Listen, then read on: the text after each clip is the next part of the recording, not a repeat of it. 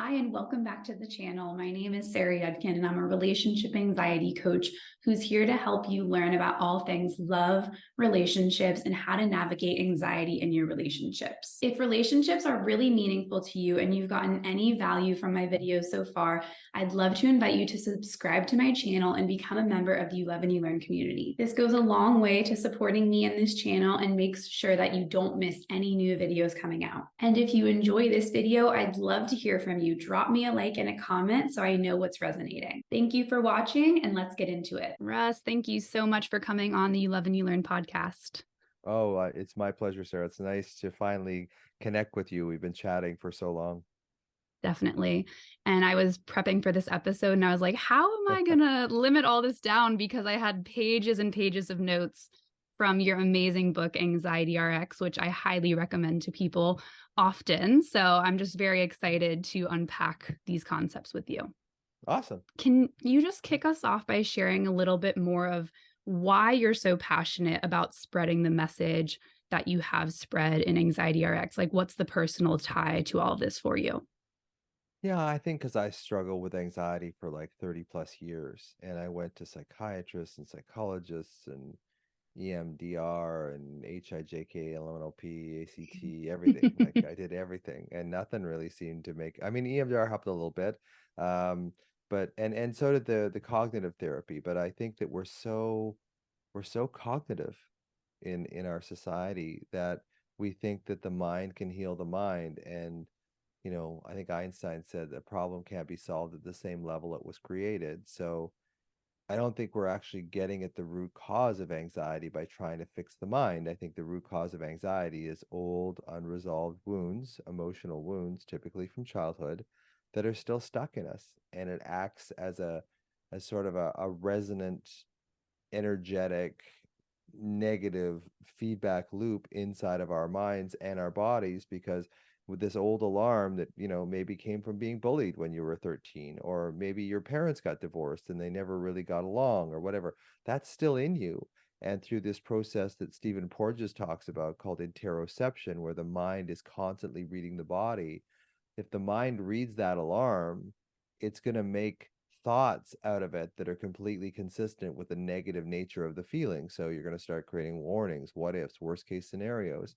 And then that just activates the alarm in your body. So the alarm in the body activates the wounded, anxious thoughts of the mind, which of course aggravates the alarm. So we get into this thing called the alarm anxiety cycle: alarm in the body, anxiety in the mind, and they energize each other.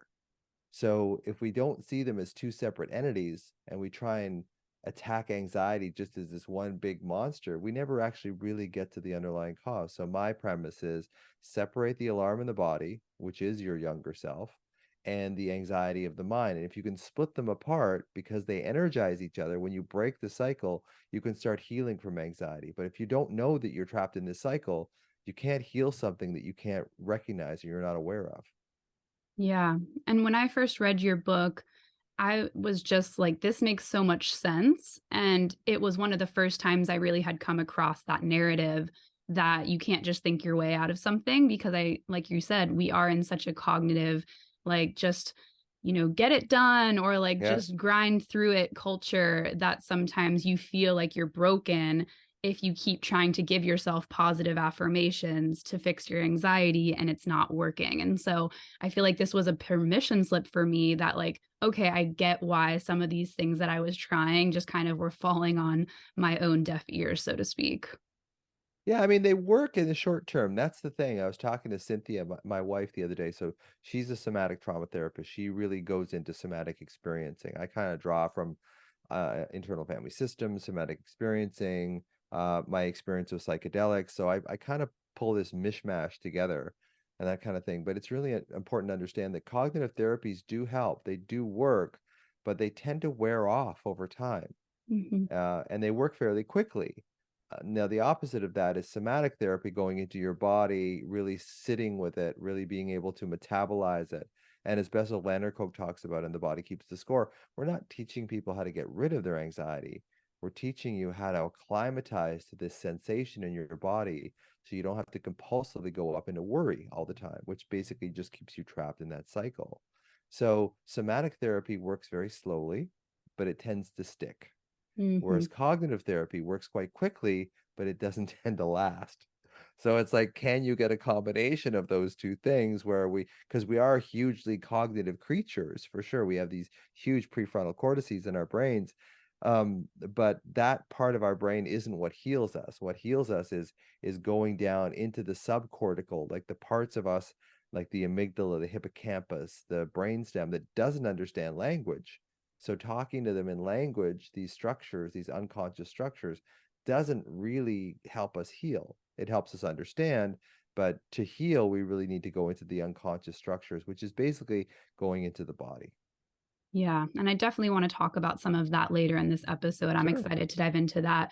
But kind of related to this, in the book, you talk about this error that people with anxiety make, which is basically associating the pain that's coming from the thoughts they're thinking Hmm. and then the fight or flight response in the body that comes right after that. And they think, well, it must be that these thoughts or this Right. experience directly in this moment is what is creating the pain. So, can you talk about why this is an error? And is it not true then that we should believe every thought that pops up in the moment? Yeah. I mean, I think what happens is that we're such cognitive creatures from the time we're like 2 years old. We're trying to figure out the world. And then we get more verbal around 7 or 8, and then we explain the world, and it becomes such a framework that we don't actually see any other way out of it. And I think that's a real big problem. I think we're not teaching our kids to stay in their bodies, to stay in that kind of like just felt sense of being content and being okay. So when we go into our mind to look for the solution, and the solution isn't there, we just get frustrated because we get so used to thinking, we get so used to looking at the world in a cognitive and we talk to ourselves in words. Like when we look at things, it's like, oh, that's a nice tree. Like we, Mhm. we talk to ourselves in words. We don't really think about talking to ourselves in feeling. So what we do is we get so acclimatized to explaining things that we assume the thought causes the feeling, when what if it's the opposite? What if unconsciously, because we're not that versed in feeling, the feeling is there, and then the thought pops into our head, and we assume that the thought was the originator, but actually it was the feeling in the body that's the originator. Mhm. And if you notice, if your body feels good, I have this thing like it's almost like you get pointed in the green direction. If your mind gets pointed in the green direction, which is like, hey, things are good. My relationship's going well. I'm not making as much money as I'd like, but I'm still good, right? But when Mhm. your body is alarmed, it just unconsciously points you in like a needle, like on a gas gauge. It just points you to the empty. And it's like, Mhm. what do I feel empty about? Well, my relationship isn't going well. I don't know if this is going to last. I don't know if I'm in the right relationship. And then because you made it up, you believe it through this your own internal confirmation bias. You make up your Mhm. own worst fears, and then because you made them up, you believe them, which of course creates more alarm in your body, which sets this whole thing, in this completely self-perpetuating cycle. And on top of that, when we get into this survival body alarm state, we shut off our rational mind in favor of our emotional mind, because 60,000 years ago, when we were being chased by a warring tribe or whatever, we didn't need our intellect at that point. We didn't need our Mhm. emotion. So we have Stone Age brains in a digital world. So we're still trapped in that thing where we go into emotion. We go into emotion automatically, and we don't see that we've actually lost our rational mind. We still think what we can think. And the thing about that is that it's the most damaging is that we create threat based on how our body feels. And then we shut off the part of our brain that would actually tell us that these threats are nothing to worry about. So we get double whammy. We Mm. make more threat, and then we shut off the part of our brain that would actually soothe us. So of course Yeah. these threats are going to feel horrible. Yeah, I And then totally get. that's why just to tag on to that, that's why you think of something like yesterday, it's like, why did I get so upset about that? Like that wasn't such a big deal. It's because at the time your body was deep in alarm, cortisol, epinephrine, norepinephrine in your brain, and you didn't have the rational part of you that you have at this particular moment to say, you know what, I really overreacted there. Yeah. I was just going to say, I feel like I obviously know exactly what you mean. We've all had those experiences. And I think you gave an interesting example of that question of, well, okay, I'm in that red zone. Everything looks like danger. So now I'm questioning my relationship. Maybe it's my relationship.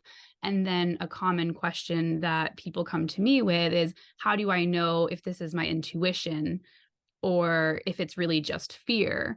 And I address this all the time. I mean, I have a whole webinar where I've talked about this, and some of Right. what your work has shared has inspired that. But I think it's really hard to parse out the two, because Yeah. maybe when you're in that green zone, your intuition, quote, quote, feels like it's guiding you forward towards something. But in that red zone full of alarm, when your body is in fight or flight, it can really feel in that moment like your intuition is saying, run, run, danger. So, how do you work with your clients, or how do you share this information with people to parse that out?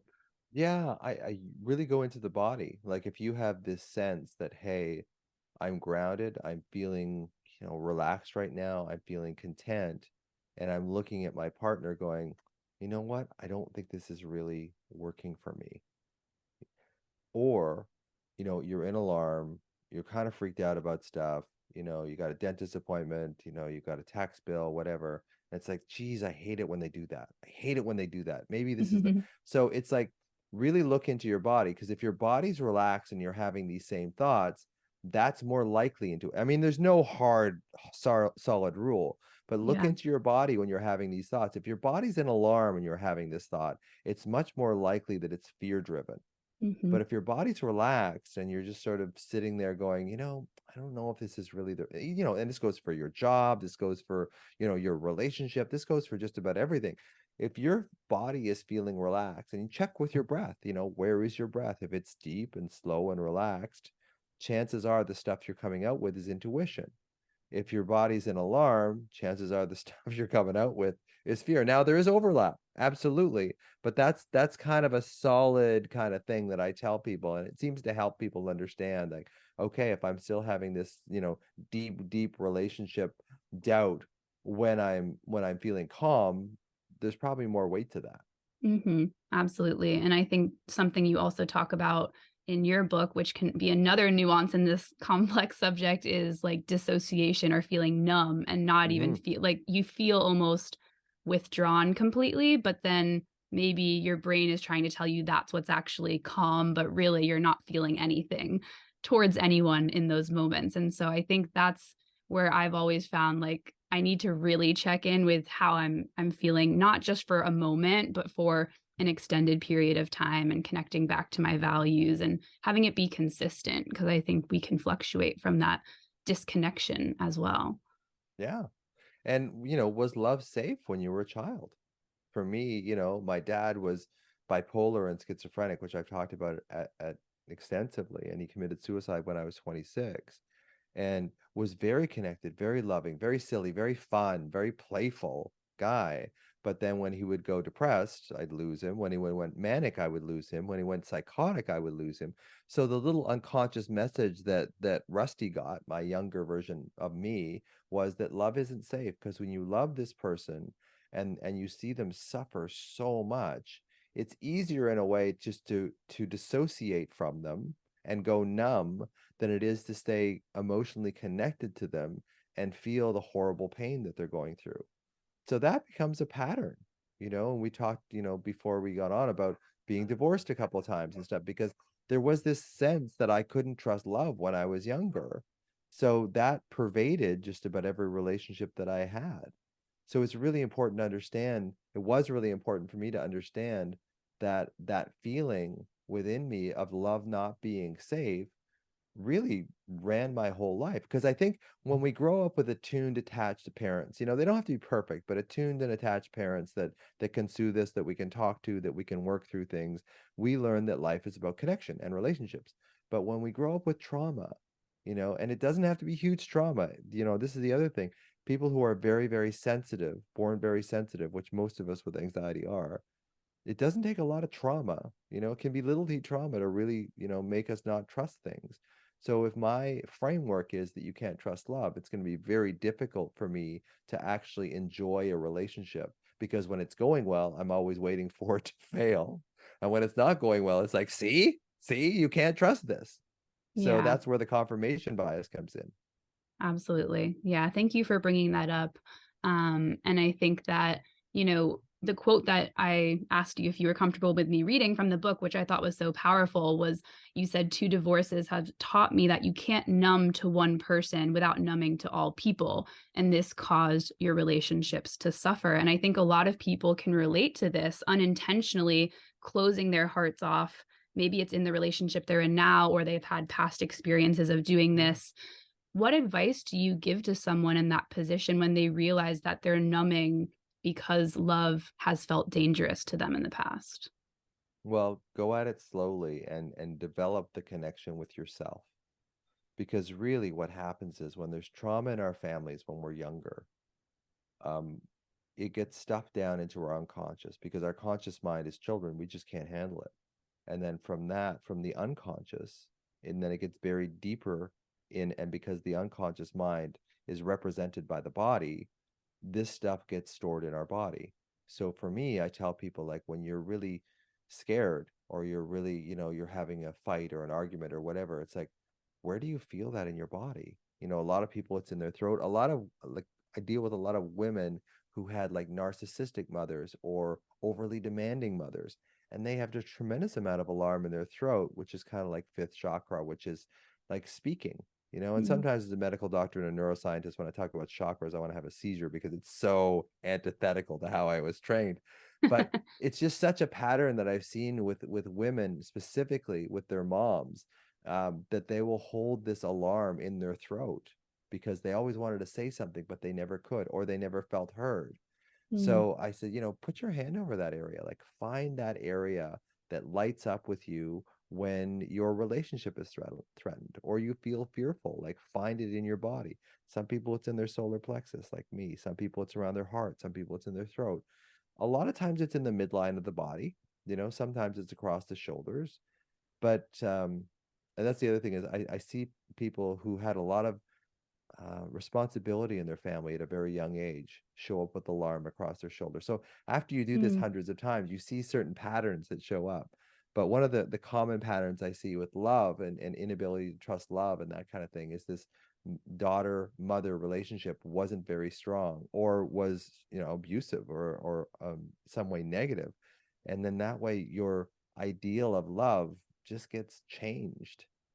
And because we have this compulsion to replicate what was familiar in our childhood, like Freud called it the repetition compulsion, we will often pick partners that are similar in the negative aspects of our parents.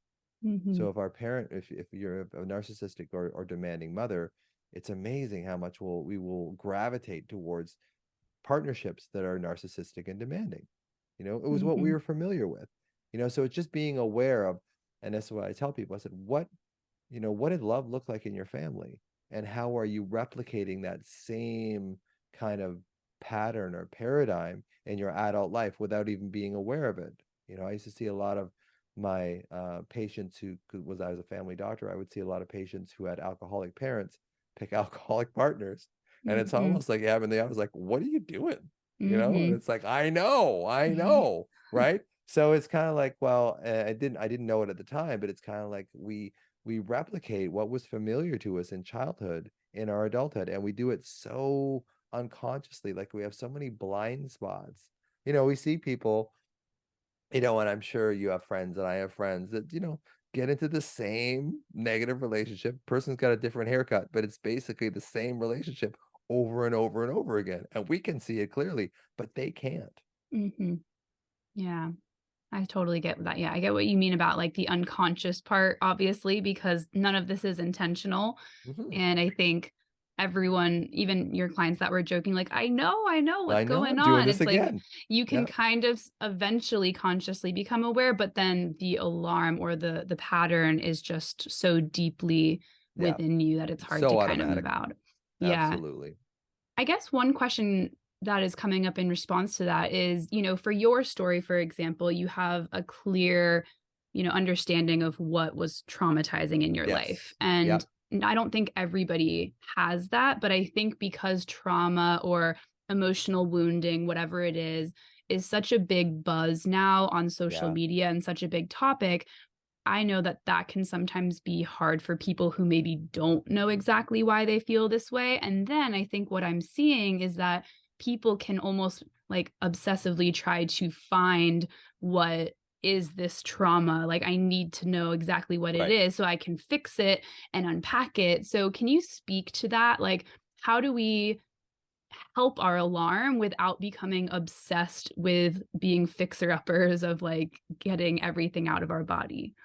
Yeah, we don't have to know. Like people will come to me and they'll say, I have this tremendous anxiety. I have a sense that when I was younger, something happened to me, but I don't know. Like, do I have to know what happened? I said, no, what you need to know is you need to know how it feels in your body. Because a lot of times we will have trauma before the age of 7. And because we're not verbal, we don't have a story about it. And on top of that, there's two main structures that encode memories in our brain, the amygdala and the hippocampus. And the amygdala, as a general rule, records emotional memories, and the hippocampus, as a general rule, kind of time date stamps those memories. So the hippocampus is less emotional than the amygdala. Now, what happens is that when we get stressed and create, epinephrine and cortisol, is we paralyze the hippocampus. So we don't time date stamp those memories, but we do emotionally stamp them. And because the amygdala has no sense of time, when we get reminded into our present day awareness of something that is similar to what hurt us in the past, we will regress back to that time. So Mhm, if you got bit by a dog when you're 3 or 4 years old, you're afraid of dogs, but you don't really know why because you don't really remember the incident at all. mhm. That's the amygdala, and the amygdala will take you back to being a 3-year-old. When you see a dog coming down the street, it will fire up your body in that way. And then when you fire up your body in that way, again, we shut off our rational mind. We get emotional, and then we start looking for confirmation of what we're afraid of. So, and then we will find it. You'll always find, like, you can always find something that's going wrong in your life, right? Mhm. So if you're feeling negative in your body, you can always tick it to 5 different things that are going wrong because everyone has stuff that's going wrong in their life, right? So it Yeah. just becomes this circle jerk, kind of confirmation bias that we look for when we're feeling negative. We look for negative things. We will always find them. And then because we made them up, we will believe them. And then that starts the whole alarm anxiety cycle that's very difficult to get out of because it's so automatic, which drives us deeper into alarm, which makes us less unconscious, maybe more dissociative. And it's, our partners will say, I feel like I've lost you. Like you're just not here with me. And Mhm. it's not your fault, particularly. It's basically, you've dissociated because you probably regressed back to a time in your life where love wasn't safe or you were traumatized or whatever it was, and you're not present. And, a lot of it is just becoming aware of, okay, these are my triggers. This is what happens to me. This is what starts happening to me in my body early. Like I start getting this tenseness in my stomach. Before I'm feeling really alarmed and scared and stuff, if I track back into what's happening, oh, like some people say, I get this feeling in my thighs, like this energy feeling in my thigh. Like the earlier we can find the earliest stages of how your body actually goes into the cascade of alarm, the earlier we can find those sort of telltale signs, the more agency we have in changing them. Yeah. But if we're in alarm, if the first time we notice that we're panicky, the horse is out of the barn. Like we're not really going to have that much agency in kind of calming that down immediately. Yeah. And then it's almost more about just like being as compassionate, I'm guessing, with ourselves after that moment. Cause I think, yeah, what's hard is oftentimes we want to try and stop something in the moment, but really it's already kind of happening. And Yeah. so I think that we have this myth that, like, well, it shouldn't have happened in the first place. But what I work on with my clients is like, well, the thing already happened. So Yes, instead of exactly. judging yourself, like, let's try to be a little bit more understanding of that. But now, how do we want to show up for ourselves in the aftermath of it? And usually the aftermath is previously judgment, criticizing, feeling Yeah. guilt, shame, I shouldn't have done this. Whereas we have an opportunity to love ourselves and be much more kind than what we have been previously doing. So, do you want to speak to that a little bit more? Yeah, it comes to that little jabs mnemonic that I put in the book. So jabs is we take these jabs at ourselves as children, and when something's going wrong in your household, you can't blame your parents because you see your parents as needed for your survival. So if something's going wrong, kids blame themselves. I mean, there's this great saying that says when you abuse, neglect, or abandon a child, the child doesn't stop loving the parent, they stop loving themselves. And then that's the start of the split, this internal split that, from your mind and your body and from your child self to your more adult self. So that split creates this angst in us. And because we can't blame our parents, we start judging ourselves. We abandon ourselves, we blame ourselves, and we shame ourselves as children. And that becomes, that's kind of what people call the inner critic or whatever. And that perpetuates itself. So for a lot of women, it's like, my body doesn't look very good. I don't like my body. So it's this constant judgment. And when you're in this constant judgment, your neurophysiology is not going to allow you to be compassionate. It shuts that whole system right off. It shuts your social engagement system, your ability to connect with yourself and others right down. And this is where social anxiety comes from. So when you're alarmed, you don't have that social engagement system that we all need to soothe ourselves and others. So it's eye contact, tone of voice, prosody of voice, body language, and facial expression. We have that sort of naturally in us as human beings. But when we get alarmed, that all gets shut off in favor of our survival. So not only can't we connect with other people, we can't connect with ourselves. And then when we can't connect with ourselves, we feel even more negative, which creates more judgment, abandonment, blame, and shame. So it just, again, that's another cycle that it's very difficult to get out of unless you realize that you're in it. And it's like, okay, I'm in it now. How can I can't stop it, but you can kind of, as I was saying before, kind of flow through it. So it's like, I Mhm. don't like this feeling. Like this feels really uncomfortable. But what I'm not going to do is I'm not going to add all these negative thoughts to it because I know as soon as my body feels like this, the automatic response of my head is either to judge me, abandon me, blame me, or shame me, or get into worry. So those Mhm. two things, it's like when you know that's going to happen and you can kind of sit and wait in your, for your mind to do this, and you can kind of laugh when you see your mind start to do it. It's like, okay, I don't have to do this. I can create a degree of separation. I can create a curiosity around these thoughts. Because as soon as you're curious about the thoughts, you have a degree of separation from them. Mhm. Curiosity kind of pulls a lot of the emotion away from things. It's like, oh, I wonder why I'm, so down on myself about my thighs, or I'm so down on myself about not being stronger, or, can't hit a golf ball straight, or whatever it is. Like, I don't know why or I know why I get so down on myself about these things. So can I flow past that? Can I see the urge on the shore going, hey, hey, find something about yourself that you hate, and just go, you know what? I'm just gonna flow by. I'm just gonna just keep going down the stream. And eventually, as the emotional stuff kind of drops down, so does the alarm. And then you get your body back. And when your body comes back, then your prefrontal cortex comes back, and your executive function comes back, and your brain, and you can kind of go, you know what? Yeah, and the more often you do that, the more often you flow by it, the more you teach yourself and gain capacity and resilience in your nervous system to know that you don't have to judge, abandon, blame yourself and shame yourself anymore. You can just that's just something that your brain did out of confirmation. I feel bad, so there must be something wrong with me. And that's not true, actually. So when you start realizing that and kind of sort of laughing at your mind, going, okay, I know you're going to start telling me stuff you don't like about me, and I'm just going to sort of flow by it. Like that's really the trick to healing is just understanding that yes, the awareness that yes, my body is alarmed, but I don't have to add a whole bunch of negative thoughts to it. Now, easier said than done, of course. Yeah, I was just gonna say, that can be I feel like it's so helpful and also, like you said, challenging. But I think one of my favorite parts of the book was when you said, just to feel the alarm, don't try to explain it. And then you have this wonderful phrase, which I've shared before with other people because I think it's so helpful, sensation without Mhm. explanation. And so what I see so commonly in my own experience and then with my clients is like, let's say you're having a lovely dinner with your wife and let's say you had relationship anxiety pop up in that moment and then you're suddenly like, "Oh my gosh, does this mean my wife is not the right person?" because you're Right. feeling uncomfortable And then immediately what happens with relationship OCD and anxiety is because the discomfort of the uncertainty is so strong of what this actually means, we want to put a meaning on top of it. So it must mean something about my partner, or it must mean I can't make good decisions about being with a Mhm. partner, so it's not my fault. And how do we like do the sensation without explanation? Like, what would that actually look like in real Yeah. time?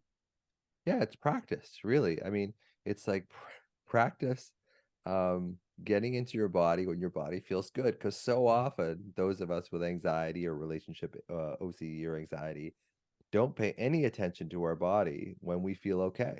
It's only when we start feeling alarmed that we actually start paying attention to our body. And by then, it's kind of too late. So it's really about practice. It's really about how does my body feel when I feel good, or at least neutral. Mm-hmm. Like, how does my body feel? And getting a real sense of like how your body feels when you feel good. And when you get that sense, you have this underlying like, oh yeah, I guess I can feel this. And the more you practice that during the day, the more it's going to be available to you when you need it. So my little thing that I talk about all the time is, okay, Sarah, in 3 months, I'm going to take you to the basketball court, and if you can make 3 free throws out of 10, I'm going to give you $20 million. Mm-hmm. Now, are you going to start shooting basketball free throws the day before? No, like every damn day, you're going to be out there shooting free throws so that when it comes to the day, you can be guaranteed that you're going to make 3 out of 10. But Yes. we don't do that with emotions. We just assume that when the emotions come up, that we'll just deal with them. But the problem is when the emotions come up, they overwhelm us and we aren't able to deal with them because the part of our system, our brain and body that would allow us to deal with them is basically very, very weak. Like it's not, we haven't built it up. So we can't assume to be mentally strong if we don't do anything to build that sort of strength. Yeah. And would you say the ABCs would be proactive strength building or more reactive in the Both. moment?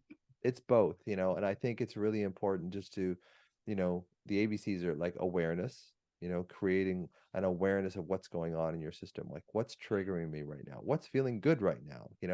Body and breath. What feels good in my body right now? What feels good in my breath? What feels uncomfortable? Why is my breath so shallow? And then the C is like compassionate connection to the child in you. Like that's what that's a lot of C's there, but it's finding that younger version of yourself that's triggered.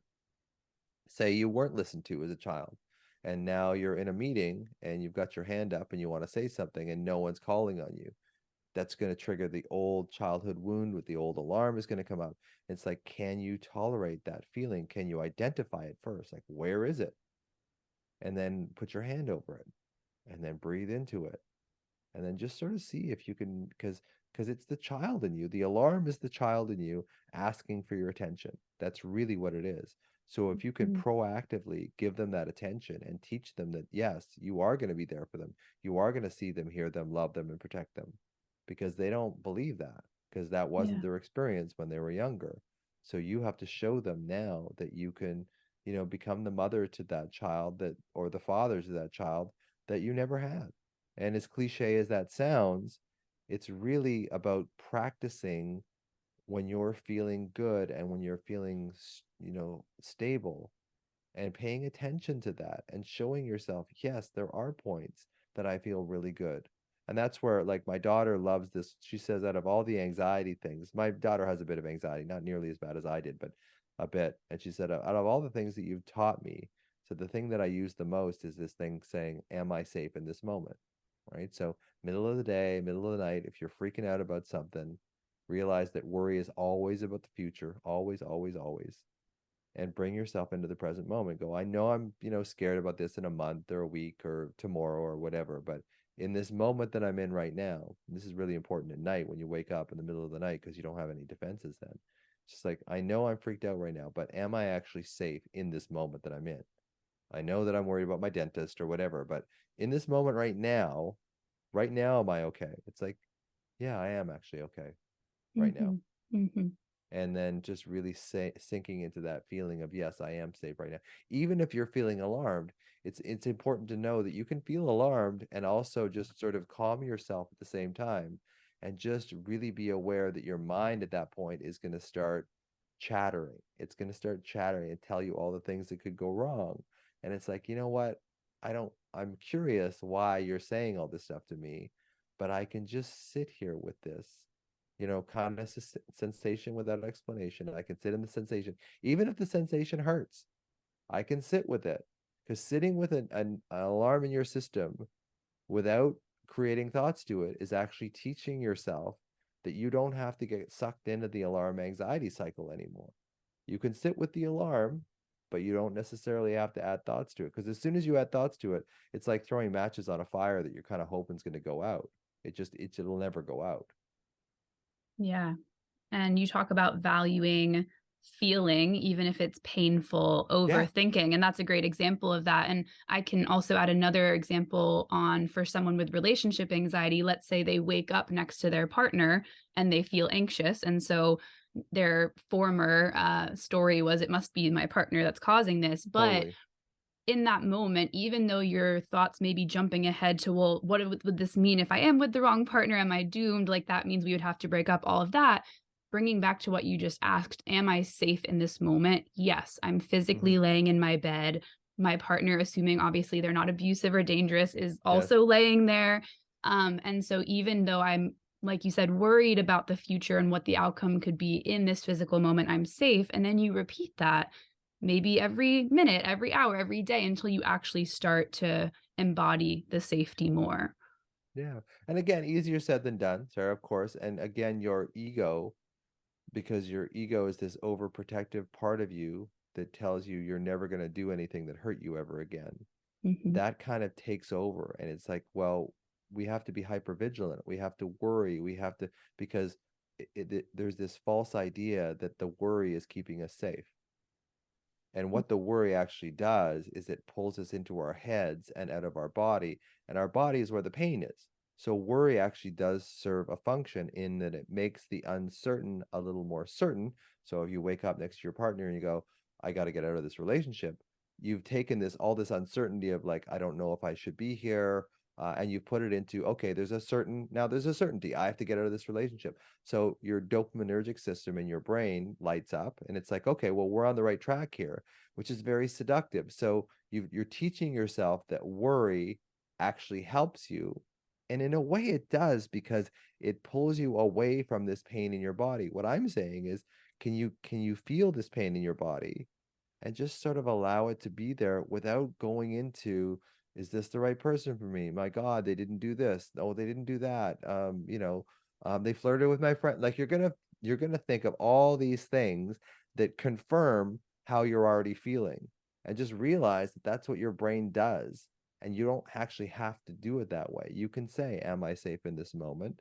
And then when you wake up with this pain, and you start, thinking, making excuses, or trying to understand, blaming on your partner or whatever, just go and say, this is just like when I was at home and my parents weren't there and they both worked.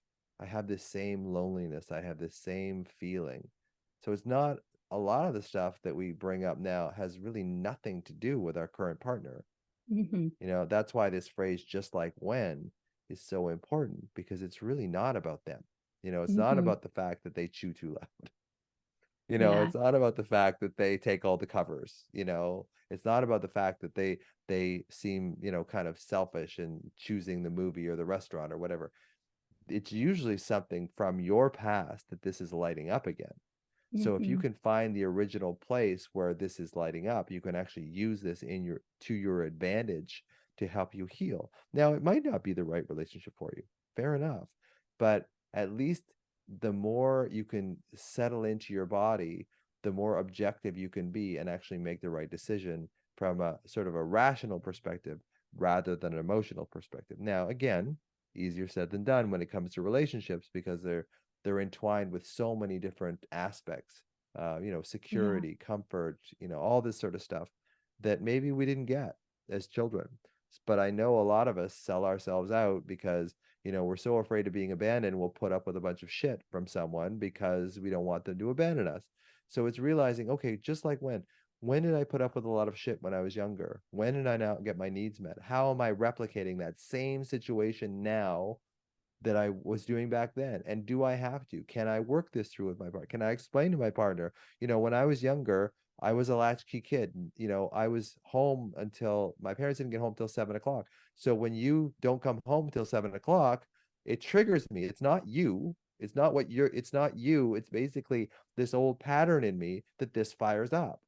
So Yeah. it's like you can make it less personal, because I know from a male point of view, as soon as Cynthia says something to me like, or insinuates on some level that something's wrong, I immediately think I've done something wrong, and I Hmm. don't think that's unusual. So it's like, and then when you do that, then the alarm starts, and then you shut off your frontal lobes, and then and then you get into a fight, and then basically, my hurt 7-year-old is arguing with her hurt 7-year-old, and Yeah. that's not going to go well.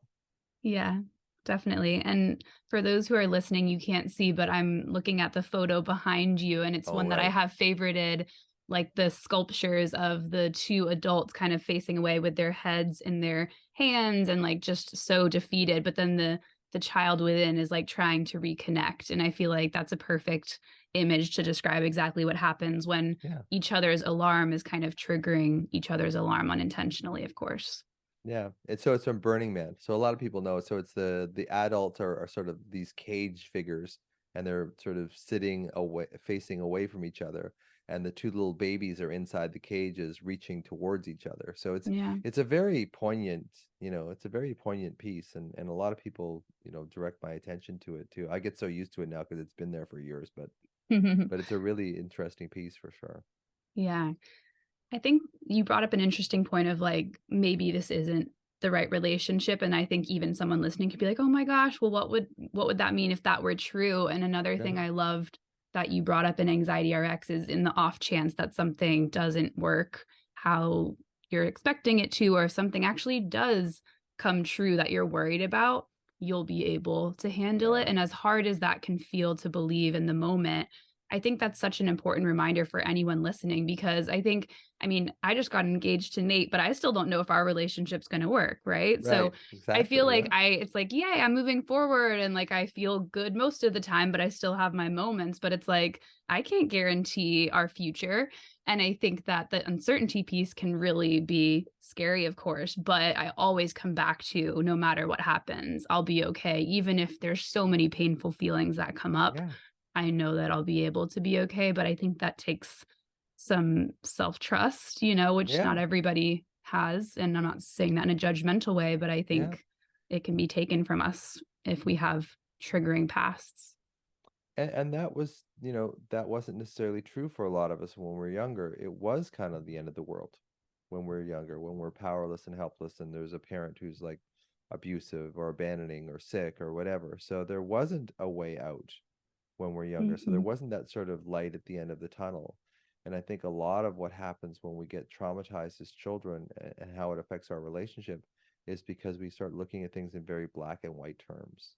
It's like it's either going great, and we're wired for this. Like in the first 12 weeks of a relationship, we have all sorts of oxytocin and dopamine and stuff kicking around there. We're drugged, and often the people that we're most attracted to are the ones that replicate our old trauma. So it's like these, this is my old joke about when your soulmate becomes your cellmate, because it's like it is one of those things that we're often most attracted to the people, like those intense attractions to people are often rooted in trauma. Like Mhm. sometimes you meet your soulmate for sure, but the ones that you have the most intense connections with initially, are often the ones that replicate your old childhood wounds. So not always, but it happens quite a bit.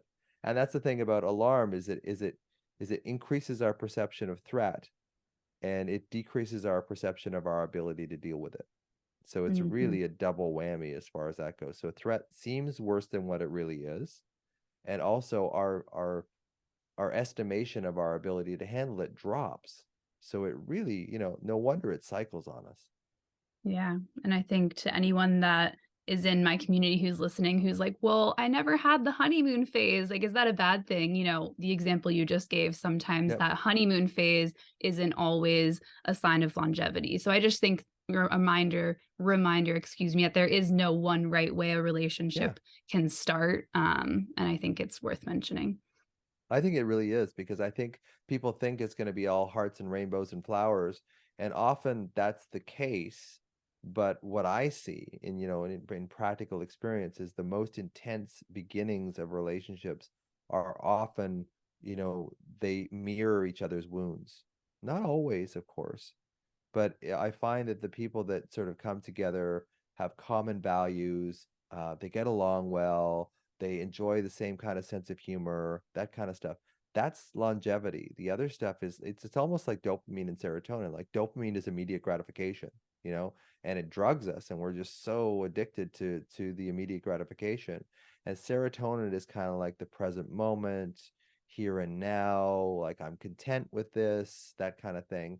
And human life is kind of like a combination of like how much can I be content and how much do I need to, you know finish my goals, write a book, whatever it is that I have to do. So it's really this balance between the two. And I think in our society we're getting so heavily, skewed into dopamine, into immediate gratification and that kind of thing. And then we start thinking that, well, that's how relationships have to be all the time. And there, Hmm. there's companionate love, which is different than the intense, you know, initially highly kind of sexually charged love. It's very different. And there's a natural progression that goes through that. And I think that's why a lot of relationships at the 8 to 12 week mark just break up because the oxytocin starts to drop and they start seeing, you know what, maybe this really isn't kind of what I wanted, Hmm. right? So Absolutely. there's different phases, and I think some of the more stable relationships in my life didn't start out with all the, the fireworks and that kind of stuff. It was actually, oh, okay, well, this person's, they do yoga, I do yoga, we get along well, we laugh, the relationships that are the most sort of comfortable and fulfilling, I think, have that. Now, there's nothing wrong with the fun stuff, the intense stuff, but it's probably going to end badly. When it Yeah. starts with that intensity, it's probably going to end with the same kind of level of intensity too. So, but that's part of life. Yep. You can't protect yourself from everything. Yep. I know the anxious mind would like to protect us from everything, Oh yeah. but Yeah. yeah, kind of, to wrap up this topic a bit, I have a few more questions, but Sure. I thought a great quote from Anxiety RX that's a little bit ironic with the relationship anxiety mind is that the only antidote to fear is love. Hmm. But interestingly, if love is the thing that also is scary and big and feels so uncertain and risky, it can be really hard in those moments when the fear is so strong to actually step into that love, which you can embody internally, of Right. course, towards yourself, but then also to give or receive love from somebody else. So I guess not necessarily a question, but just tossing that Yeah. over. It's kind of fake it till you make it in a way too. And I think that that's, it's a sign of maturity to be able to, when you're, having a disagreement with your partner or whatever, to kind of see their side and go, I can see how coming home at 7 o'clock really upset you. Um, it's not really my fault, I don't, because I said that I was going to, but I can see how that would really, really affect you. And, not that I have to apologize for it, but I love you and I care about you and I want to make sure that, you feel safe. That's often hard to do when you feel blamed. If Mhm. you're coming home late and then, you get the blame because, they were abandoned as a child and you're just, reiterating or showing up, recapitulating their fear, and neither of you really know why, but now you're into a fight, right? So it really takes a lot of emotional maturity to kind of go, this is my pattern, explaining it to the other person. You don't have to tell them, but it's like even explaining it to yourself, like this just like when, my parents didn't come home till 7 p.m. and it freaked me out every day. So I understand this in myself now. I can explain it to my partner and say, and they still may do it, but it's kind of up to you at that point to kind of go, yeah, this is my stuff. This Yeah. is really my stuff. And can I be compassionate to that little, 11-year-old who didn't see their parents until 7 p.m. every night? Can you find that little person inside of you and say, I've got you, I'll see you, I'll love you, I'll hear you, I'll protect you. You'll be okay now. Like, I will never ever leave you. I mean, you felt abandoned when you were a child, but I can never leave you, and I will never leave you. Which is kind of odd because, often as adults, we do leave that child because that child holds our pain. So it's Mhm. really, again, coming back and having the adult version of ourselves be able to connect with the child, and the child connect with the adult, and have our mind and our body connect as well. And that's how we heal. That's the only way we heal. And basically, it's kind of getting into that sort of state of love for that younger version of you, even though they hold pain, even though it means going back into pain, you can still hold that love in your heart at the same time. And that's how you teach yourself to heal. Yeah. Something you said just kind of clicked something maybe in a way I hadn't thought of before, but I think compassion, whether it's self-compassion or compassion to others, is the difference between when something is being blamed versus getting to decide you want to be responsible for something. Because if you're always going to blame yourself for what's happened in your past, then that's coming from the jabs lens of like judgment Yeah. or shame and blame. But if you allow yourself to be more compassionate, then that will hopefully give you the strength to take responsibility, to give yourself the love that maybe you didn't used to have. And so I think compassion is probably one of the most important ingredients for you to actually be willing to then do something about it so you don't get stuck in the victim cycle. Yeah. So it's learning how to be your own friend, and break that lock of jabs, of self-judgment, abandonment, blame, and shame. Because while you're stuck in that victim mentality of judgment, abandonment, blame, and shame, you can't heal. And you can't really love either. Like, you can't really have comfortable love, because if you don't have that connection with yourself, you can't have it with someone else. Mhm. Yeah. But And we I've we but we search for this magical other. Like, I think when we have pain, when we have trauma, we have this, and I think it's almost like it's this sort of Freudian search for the perfect parent, this magical other that's going to come and soothe us and heal us and that kind of stuff. And when we realize they don't, then we hold it against them, but they can't. Like, they literally can't do it. So it's just, yeah, it's part of being human. For sure. And I found that as I continue to practice connection to myself, then I'm able to connect more with Nate. But I think Yeah. that whole thing of you have to fully love yourself or fully connect to yourself before someone, it's like, all right, I'll just be waiting around then. No, it doesn't work that way. Here's the other sort of dichotomy in there, is that we need to love ourselves, absolutely. But the way we learn to love ourselves is through other people. So Yeah. it's this kind of, intermingling, kind of meshed sort of thing, that lends itself to codependence for sure. Because if we don't know how to do it, we will tend to get into a codependent relationship as opposed to a loving one. Now, all relationships are codependent to some extent. Like, when I hear about people going, "We're not codependent," it's like everyone is to some Yeah. extent. We all have wounds, as child.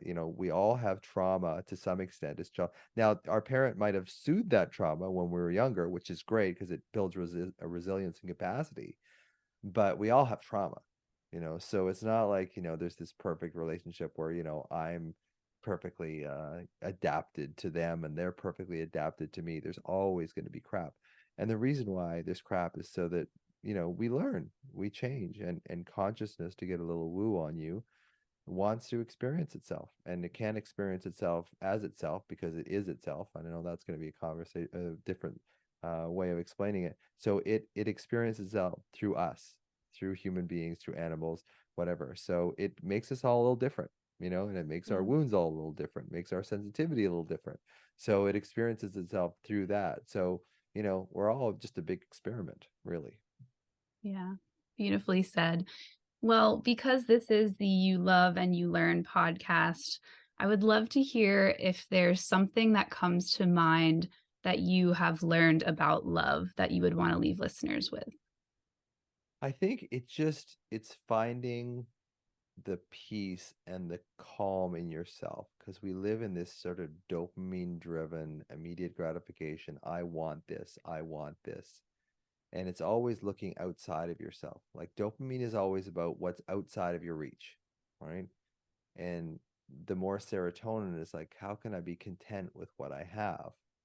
And it's just spending more time being content even if you're not feeling good.